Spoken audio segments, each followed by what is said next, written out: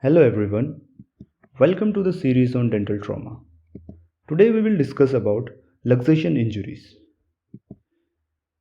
The International Classification of Diseases to Dentistry and Stomatology classified injuries to the periodontal tissues into 6 different groups.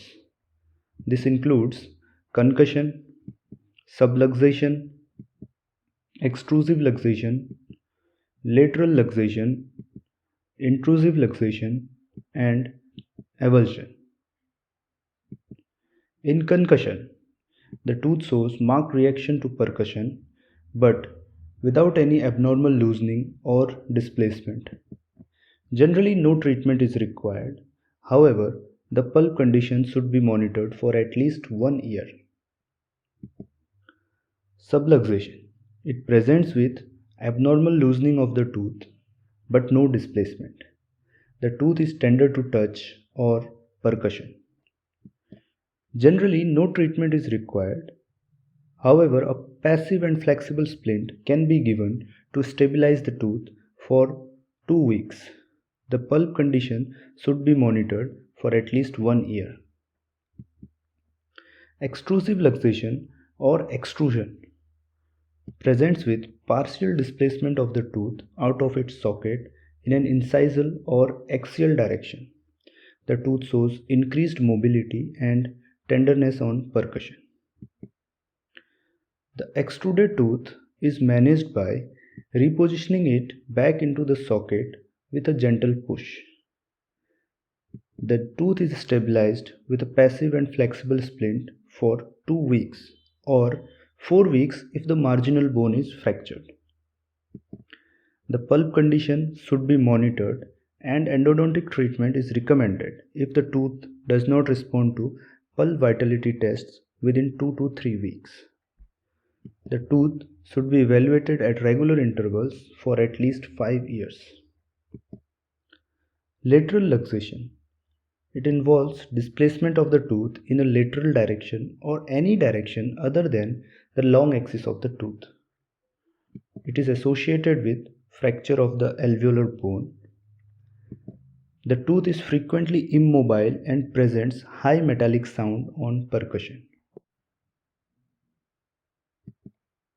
The management of lateral luxation involves palpation of the gingiva to feel the tooth apex and disengaging it from any locked position. The tooth is repositioned back into the socket with a gentle push.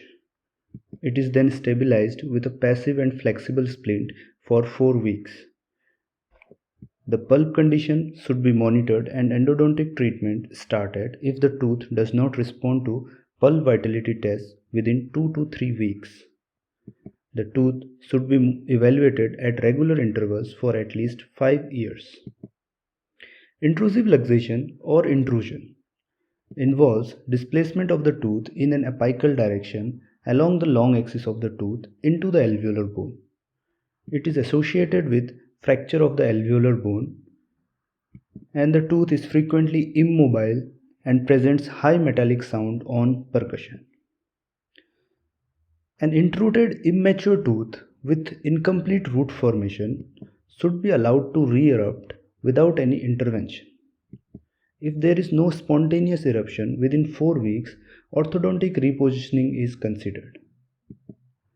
The pulp condition should be monitored and endodontic treatment started in case of pulp necrosis or inflammatory external resorption.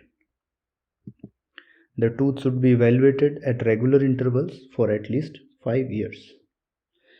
In case of mature tooth with intrusion less than 3 mm, the tooth should be allowed to re-erupt without any intervention. However, if there is no eruption within 8 weeks, the tooth should be repositioned surgically.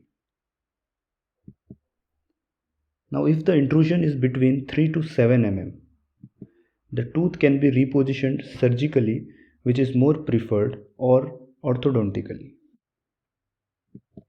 And if the intrusion is more than 7 mm, the tooth should be repositioned surgically. Now, after successful repositioning of the tooth, It should be stabilized with a passive and flexible splint for 4 weeks. Root canal treatment should be started at 2 weeks or as soon as the tooth position allows, using a corticosteroid antibiotic paste or calcium hydroxide dressing, since the pulp in mature teeth almost always becomes necrotic. The tooth should be evaluated at regular intervals for at least 5 years. So that's all about luxation injuries, except for avulsion, which we will discuss in the next video. Till then, do like, share and subscribe to our channel. Also, you can download our app for more details and notes on dental and medical topics.